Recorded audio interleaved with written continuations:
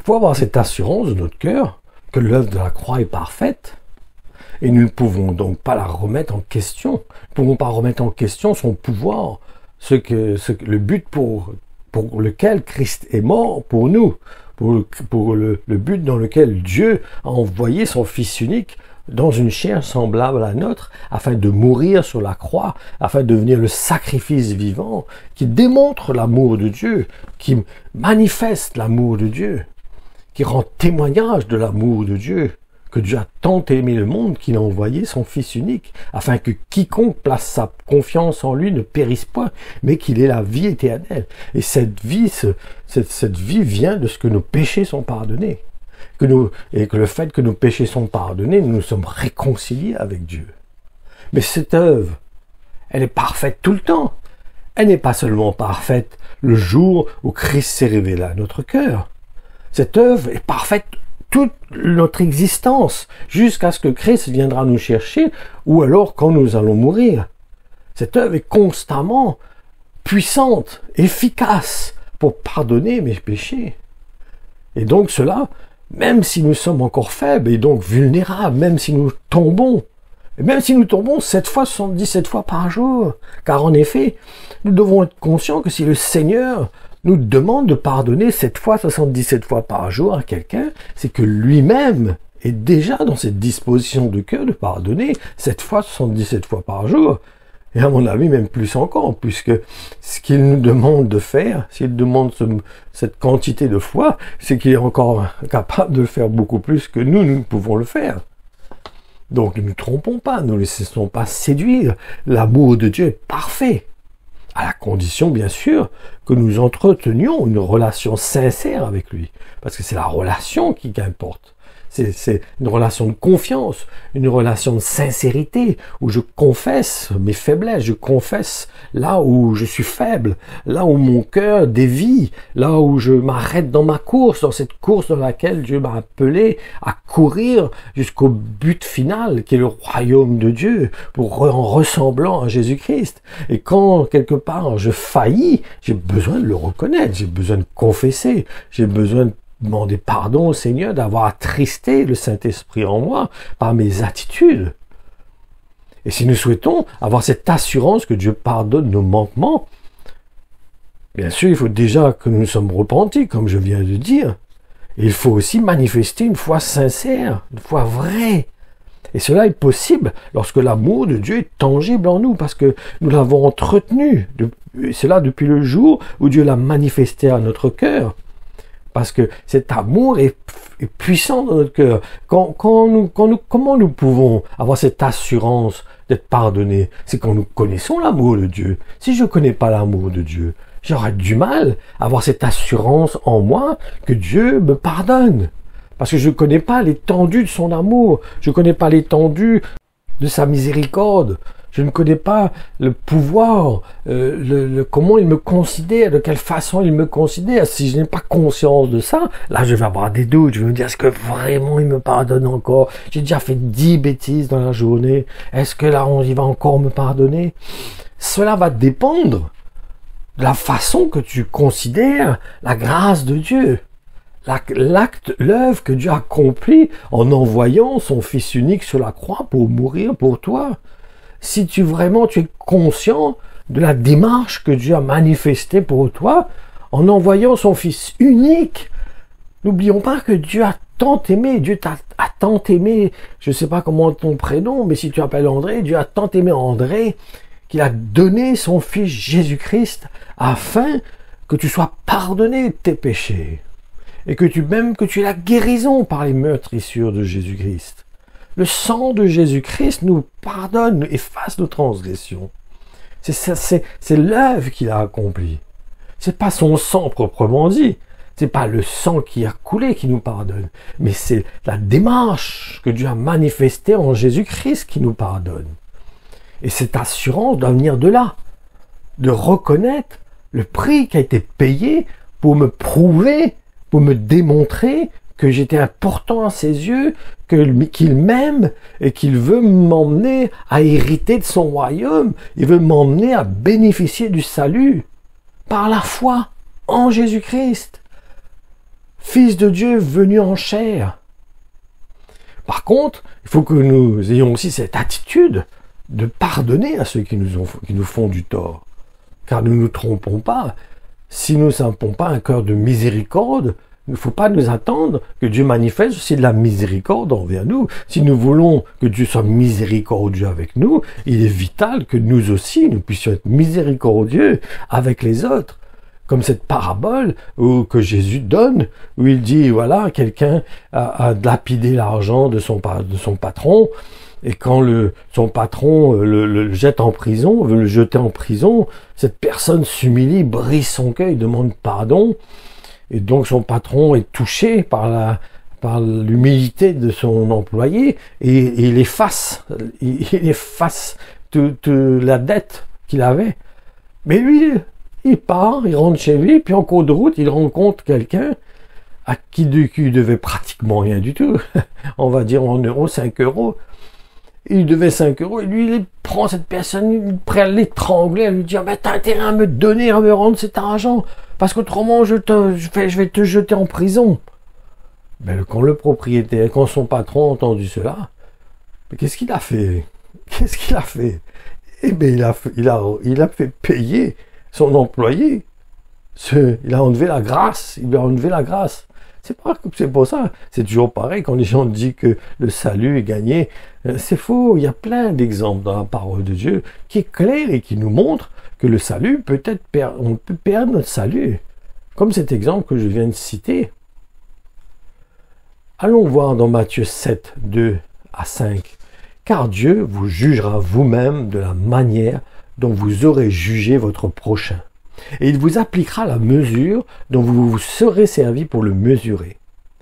Pourquoi concentres-tu tes regards sur la poussière de sciure que tu as remarquée dans l'œil de ton frère, alors que tu ne te rends même pas compte qu'il y a une grosse poutre dans le tien? Comment oses-tu dire à ton frère, cher frère, viens que je t'enlève cette sciure dans ton œil, quand tu ne remarques même pas la poutre qui est dans le tien? Hypocrite, va, commence donc par retirer la poutre de ton œil. Alors, à partir de ce moment, tu y verras assez clair pour ôter la sciure de l'œil de ton frère. Donc c'est important pour nous d'avoir un cœur de miséricorde, avoir un cœur d'amour, un cœur de compassion. Cela ne veut pas dire qu'on ne doit pas juger. Pas juger dans le sens de condamner, qui veut dire, dans le sens d'exclure quelqu'un, dans le sens de mettre une croix sur quelqu'un et lui donner de chance dans ce qu'il a fait, mais d'avoir un cœur de miséricorde, un cœur de compassion, parce qu'il dit à la fin, hypocrite, commence donc par retirer la poutre de ton œil. Alors, à partir de ce moment, tu y verras assez clair pour ôter la sciure de l'œil de ton frère. Donc, il ne dit pas qu'il ne faut pas ôter la sciure, mais il faut avoir un œil averti. Comme il dit, c'est l'homme qui est spirituel qui peut juger de tout. Donc il faut quand même qu'on soit dans une maturité, dans une sensibilité à l'esprit de Dieu, en ayant les sentiments de Dieu, pour aider notre frère à reconnaître sa condition de pécheur, son état, sa situation, et l'emmener à l'aider à se repentir et à abandonner cette vie de péché et à reconnaître qu'il a besoin de s'humilier devant Dieu. Parce qu'il dit aussi la parole de Dieu, éloignez-vous de l'homme pécheur. Donc, ça ne veut pas dire que le fait de ne pas juger ne veut pas dire de laisser tout le monde faire ce qu'il veut. Non, ça c'est pas la justice de Dieu, ça. Ça c'est pas l'amour de Dieu. C'est un amour charnel, sentimental, où il n'y a pas de justice, il n'y a pas de le jugement de Dieu. Mais pour juger, il faut avoir le jugement de Dieu. Ça veut dire la conduite de l'esprit. Autrement, il vaut mieux fermer sa bouche. Il vaut mieux rien dire. Mais la parole de Dieu, malgré tout, il dit, si tu vois ton frère dans le péché, reprends-le toi, et lui seul. Et s'il ne t'écoute pas, emmène un autre frère avec toi. Allez le revoir, dis-lui, mon frère, tu es toujours dans la même situation, tu t'endurcis, tu ne reconnais pas ton péché. Repens-toi, mon frère. Et si la personne fait le fier en croyant que lui, il a tous les droits, on va voir les anciens. Les anciens viennent voir le frère en disant, mon frère, Plusieurs frères sont venus te voir, tu n'as pas écouté, tu continues dans ta situation, ben tu es exclu de l'Église. C'est ça la justice de Dieu. La justice de Dieu, ce n'est pas de fermer nos yeux sur quelqu'un qui est dans le péché. Non, c'est pas ça la justice de Dieu. Mais c'est quand Dieu parle de jugement, c'est de condamnation. C'est d'emmener quelqu'un à mettre une croix sur sa vie, de lui emmener à lui dire, mais toi tu as plus de chance, c'est fini, ta vie est fichue, tu peux pas demander pardon au Seigneur, tu pourras pas changer. Non, voilà, c'est ça le jugement que Dieu parle. Mais ne dis pas que nous n'avons pas à reprendre notre frère. Non, nous pouvons reprendre notre frère, mais dans une attitude d'humilité, dans une attitude d'amour, parce que nous-mêmes, Dieu nous reprend. Dieu reprend et corrige ses enfants. La parole de Dieu est claire, oui ou non? Dieu corrige et reprend ce qu'il aime. Il a dit, il émonde la branche qui a été greffée sur l'olivier pour qu'elle porte plus de fruits. Donc, il y a un jugement, il y a une justice. La justice de Dieu, qui n'est pas notre justice selon nos sentiments, selon notre conception, mais qui est quelque part une conduite de l'esprit, direction de l'esprit en accord avec la parole de Dieu. Donc, ma conclusion, c'est que l'œuvre de la croix est parfaite. Nous n'avons pas à revenir sur ce que Christ a accompli, le pouvoir de ce qu'il a accompli en pardonnant nos péchés. Il ne faut pas que nous minimisions l'œuvre de la croix en pensant que voilà, c'est seulement le jour où nous acceptons de répondre à l'amour de Dieu en donnant notre vie à Jésus-Christ et en marchant avec lui. Ce n'est pas on peut chuter, on peut tomber dans le chemin dans lequel Dieu nous a emmenés à emprunter. Nous pouvons tomber, nous pouvons arriver à avoir des manquements dans ce chemin. Mais Dieu veut qu'on se relève, Dieu veut qu'on s'humilie, qu'on reconnaisse là où ce qui nous a fait tomber, parce que si nous sommes tombés, c'est quelque chose qui nous a fait tomber. Nous ne tombons pas comme ça par hasard. Si nous avons tombé, c'est qu'il y a une pierre sur le chemin que nous avons heurté, qui nous a fait tomber. Vous comprenez?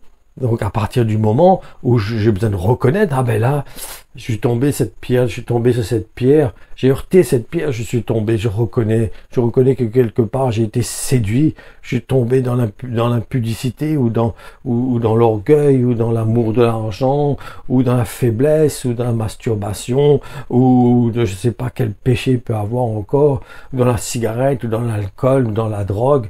J'ai laissé ma chair être attirée vers cela. Et je me suis éloigné de ta volonté, Seigneur. Mais je te demande pardon.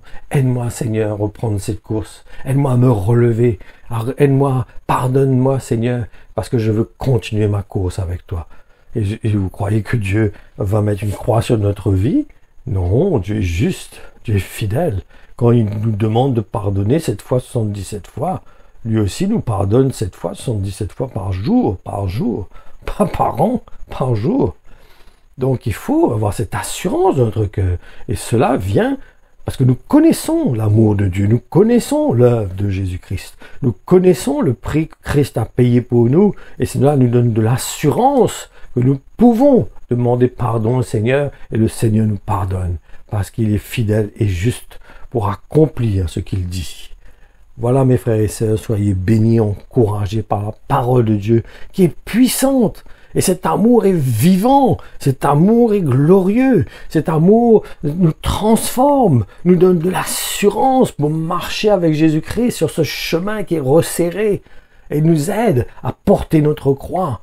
Il nous aide à marcher avec le Seigneur de victoire en victoire et de tomber de moins en moins souvent et de devenir de plus en plus à l'image de Jésus-Christ parce qu'il a tout accompli, parce qu'il règne, parce qu'il nous a donné le Saint-Esprit. Et le Saint-Esprit en moi me fortifie, m'équipe pour pouvoir accomplir la volonté de Dieu. Et sortir de mes liens et devenir vraiment libre. Un homme vraiment libre. Un homme qui est libre, c'est quelqu'un qui n'est pas retenu par quoi que ce soit. Il peut aller de l'avant avec le Seigneur.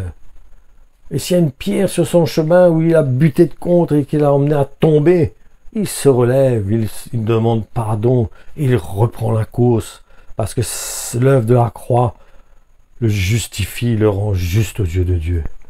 Parce qu'il a été uni à Jésus-Christ, parce qu'il s'est identifié à Jésus-Christ. Il a de l'assurance dans son cœur. Alléluia. Voilà, soyez bénis mes frères et sœurs, et que cette parole encore accomplisse son œuvre dans vos cœurs, au nom de Jésus.